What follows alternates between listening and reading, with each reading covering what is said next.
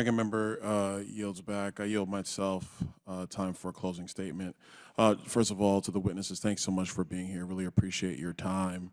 One of the things as we go through this conversation and these hearings about the national grid and the energy components of the grid, we must realize that the electric grid has transformed dramatically over the last several decades. Coal obviously used to be the dominant portion of our energy grid. That is no longer the case. The massive shift to natural gas in our energy grid has actually led to massive decreases in greenhouse gases being emitted from electricity generation. That's how we've been able to lower our carbon emissions in the United States over the last 15 years. Currently, U.S. electricity grid by source is 43.1% natural gas, 18.6% nuclear, 16.2% coal, 10.2% wind, 5.7% hydropower, 3.9% solar, 2.3% other.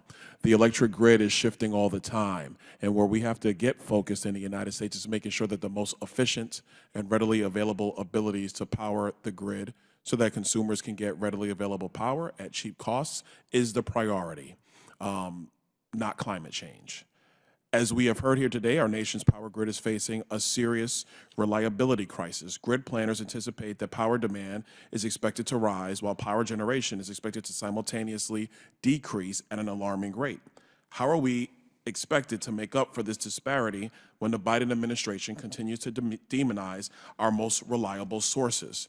Federal regulations and renewable subsidies are distorting our resource mix in ways that will make our electricity less reliable and less affordable to consumers everywhere, regardless their politics, regardless their income levels.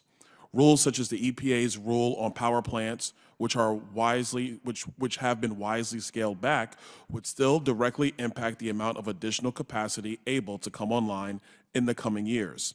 Electric vehicle mandates and other initiatives that would radically increase electricity demand would create additional strain on the system while further increasing our dependence on China for critical minerals. Essentially, if we go to more renewable energy, we're going to need more batteries. If we use more batteries, the critical minerals for batteries are not mined in the United States. They are mined by the People's Republic of China. And we will be relying on China to expand and maintain our electric grid. I don't know about you, but that's not very smart. Simply put, the Biden administration's never-ending quest for green at all cost policies is making America's electric grid less stable. Even NERC's 2023 ERO Reliability Risk Priorities Report named the changing resource mix as the #1 threat to electric reliability. Congress has a responsibility to oversee the massive federal initiatives straining the system and impacting the reliability and resiliency of our grid.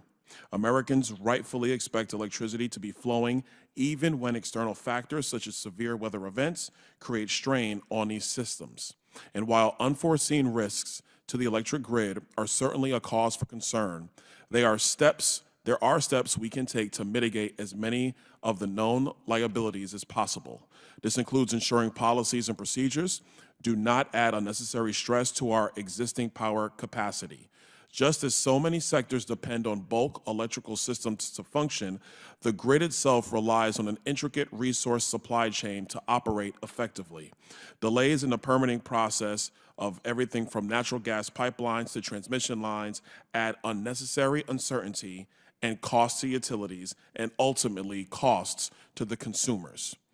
As we look to build out the bulk electric system in time to meet growing demand, I urge my colleagues in Congress and the White House to recognize the limitations of a renewables-only agenda and implement policies that will safeguard, not jeopardize, Americans' access to power.